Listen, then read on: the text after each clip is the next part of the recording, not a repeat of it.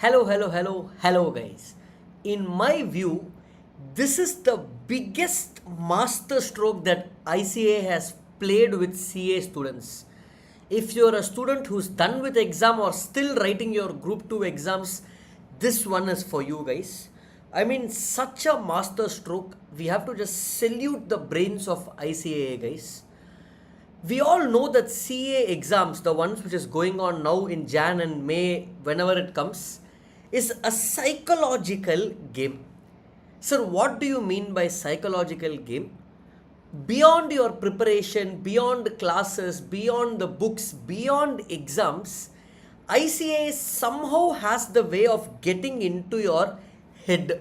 It is all about a mind game, correct? For example, sir, are you talking about compulsory question that is master stroke or no?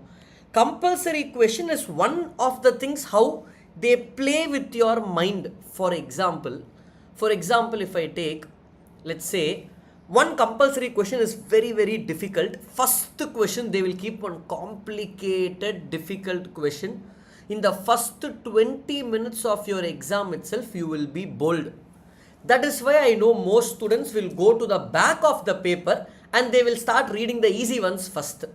All this you have all conquered. You know, if ICA is smart, I am double smart, sir. Do you know one place where ICA has actually done the master stroke? Do you know what is the real master stroke of ICA, guys?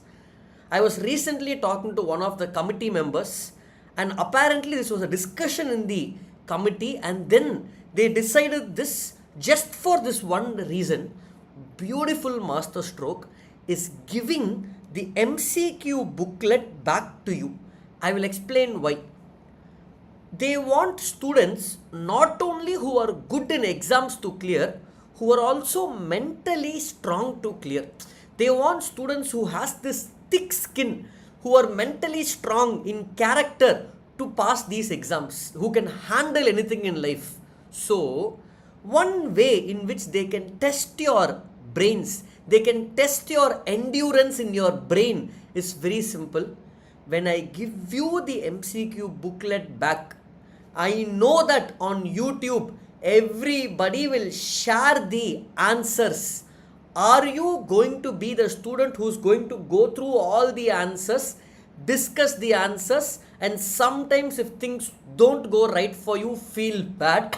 Because whoever is giving answers on YouTube or Telegram groups, wherever you get, is that the correct answer? Maybe not. Even if I solve some things, nobody can get 30 out of 30 in MCQ, guys. Even if a faculty is solving, they will tell, I will take this assumption, I will take that assumption, this is correct. Only ICA knows the correct answer. Imagine if in that question, discussion, actually answer is wrong and for you it is correct, you will be broken. So ICA is just testing, do you have that character and discipline built in you, where even after I give you the MCQ booklet, you will not check the answer, you will straight away move on to the next exam. Can you do that? This is one thing I want to tell all of you guys. Only those who have the ability to have that self-control will succeed.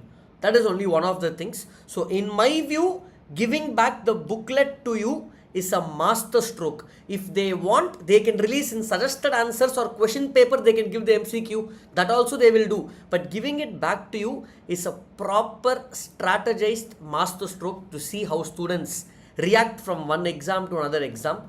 So be careful of this, guys. People will realize this not now.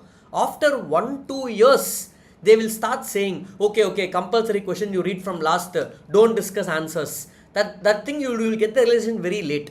If you also feel the same way, let me know in the comments, guys. What you actually do? Do you check answers after the exam or you just move on to the next one? I also want to know how you guys actually do with it. Let it be right or wrong, but just for me to know also.